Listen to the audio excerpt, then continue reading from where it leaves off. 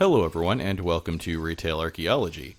In this episode we'll be taking a look at Macy's, specifically the Macy's at Superstition Springs Center in Mesa, Arizona, and that's because it was recently added to the list of stores that Macy's is planning to shut down.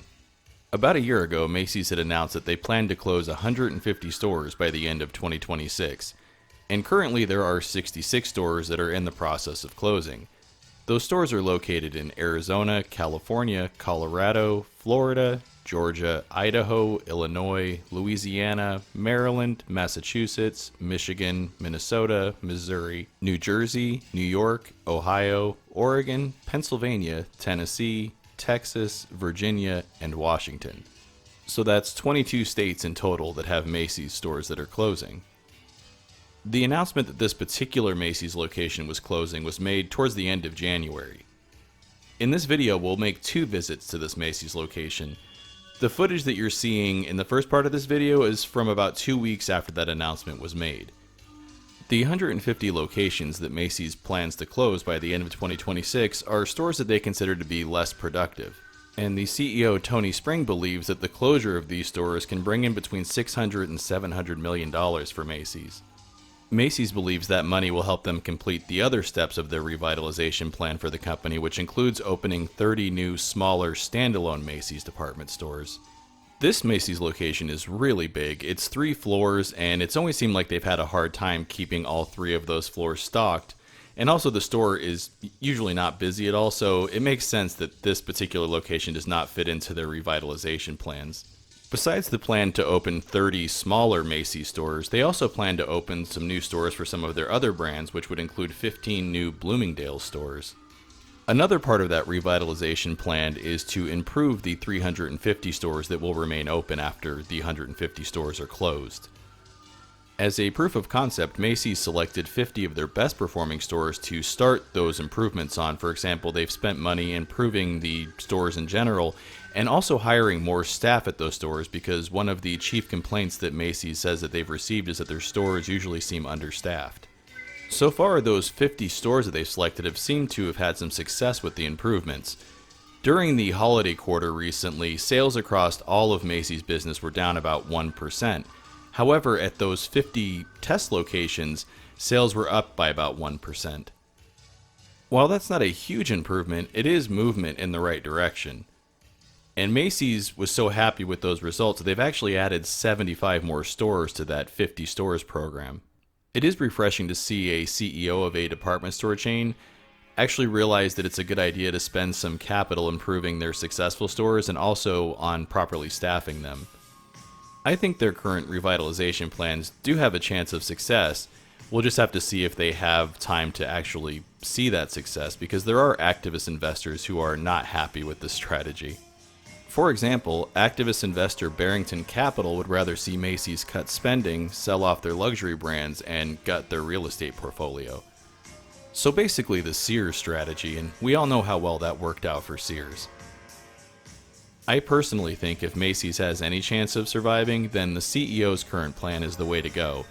It's not guaranteed to succeed, but I do believe it has a chance. I think if the activist investors get their way, they'll be able to line their pockets with some short-term quarterly gains at the expense of a lot of people's jobs, and we'll all get to watch another national retail chain be destroyed for greed. Now that I've gone over a little bit about what's going on with Macy's in general, let's talk about this location specifically. This location was originally built to be a Broadway Southwest location. However, when Superstition Springs Center opened in 1990, the Broadway Southwest never opened. It sat empty up until 1994 when Robinson's May took over this location. Later on down the road, Macy's purchased Robinson's May, and this location was converted to a Macy's. Here's the Toys R Us store within a store that they've added to a lot of Macy's locations, and I've never really liked these. They've never felt like a Toys R Us to me.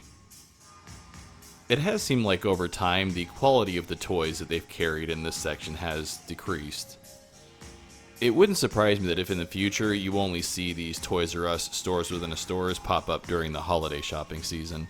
I have seen that section be busy during the holiday shopping season, but during the rest of the year I don't think people are coming into Macy's to look for toys.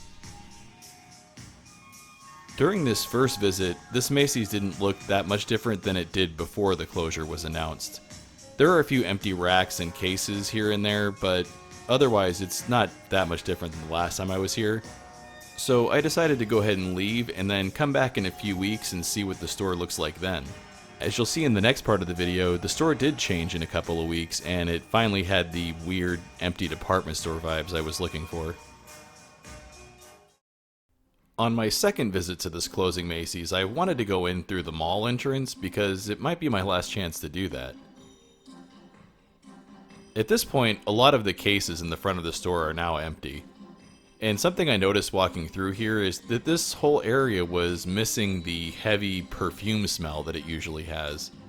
Normally the makeup and fragrance section of a department store has a very distinct smell of all the different perfumes combined, and it looks like they must have sold all those fragrances now. All of the furniture that used to be up on the third floor has now been moved down to the first floor. When I saw this, I was hoping that the third floor was still accessible to customers and wasn't completely empty and shut down at this point. The third floor of this Macy's is my favorite part of it. And thankfully it was still open, and we'll see that a little bit later in the video. Here's the Toys R Us section again, and I mentioned earlier in the video that these Toys R Us store within a store has never really felt like Toys R Us to me, but now that I'm walking through it again, it just feels like a closing Toys R Us to me, which sucks. Now let's head on up to the second floor. The second floor still had quite a bit of merchandise on it, but that seemed like it was all stuff that was moved down from the third floor as well. And there is also quite a bit of fixtures and artwork and things for sale here as well. I wonder which department these weird light fixtures came from. This whole area has been pretty much wiped out now of product, and it's just fixtures for sale now.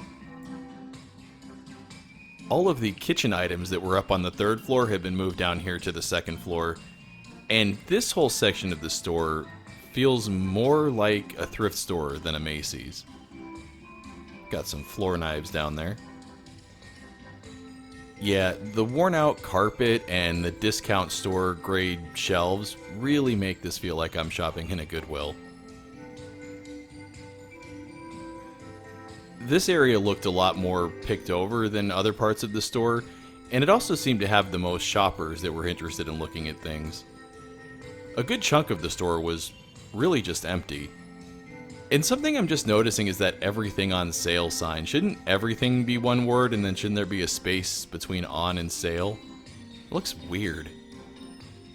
I also wanted to make sure and get a little bit of footage of the skylights in here and just how grand and big this store felt, because I really don't think they're going to build department stores like this anymore. I think once all of the stores that look like this one are gone, that's going to be the end of them forever. Now here we are up on the third floor, and like I mentioned, this is my favorite part of this store because it feels the oldest. That green carpet, for example, you don't see that in newer stores. This whole area doesn't seem like it's been updated since the early 90s, which I enjoy. This area up here used to be where all of the kitchen stuff was, and you can see that in the first part of the video. But now a good chunk of the stuff that's still left up here in the third floor is just fixtures and things like that for sale. There are hardly any customers up here. They rarely seem to come up here. I'm not sure how many people actually realize this Macy's has a third floor. And there's also really no employees either, which just makes everything feel strange.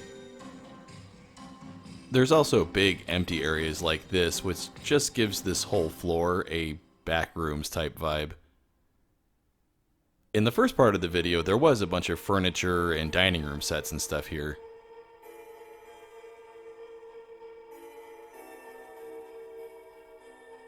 Even before this store was liquidating, walking around this third floor always kind of felt like you were walking around an area of the store you're not supposed to be in, and it feels a lot more like that now.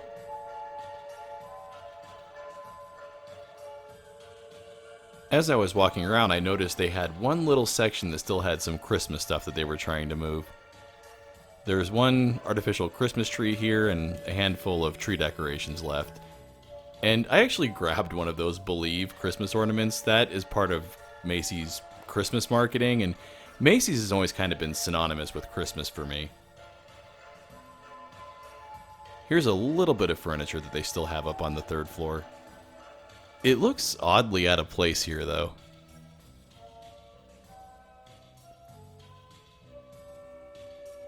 Something I've always liked about big department stores like this one is when you can see all the way down to the first floor.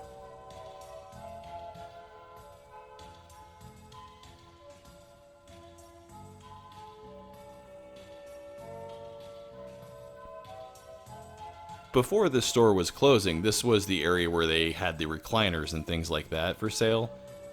And it always seemed weird then because you've got these wood lit shelves here that don't seem like they belong in a furniture section, and I don't really remember what this used to be before they had furniture in here. But now it's all empty. And you can really see how worn out the carpet is. It is a shame to see this store close, but I've always felt like this particular location's days were numbered. It's way too big for what a department store needs to be now, and I think it does make sense to not spend any money on this location trying to improve it when it's so worn out at this point and just so big.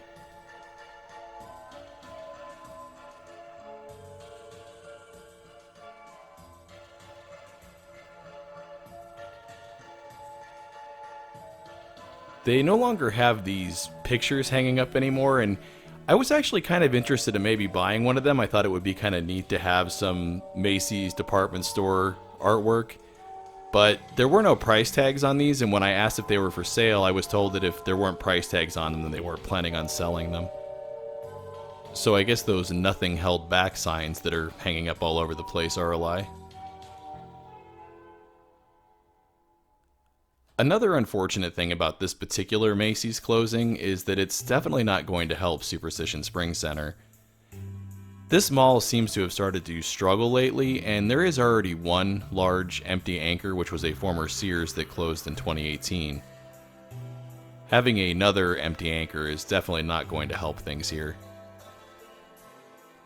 Once this Macy's is closed, I'm not sure what they're going to be able to do with this building because it's so big. I can't think of any retailers that need a location this big. The former Sears here has been sitting empty for 7 years. If they haven't been able to get anybody into that spot by now, I can't imagine how difficult it's going to be to fill this spot. They might be able to find a tenant to fill the first floor of this building.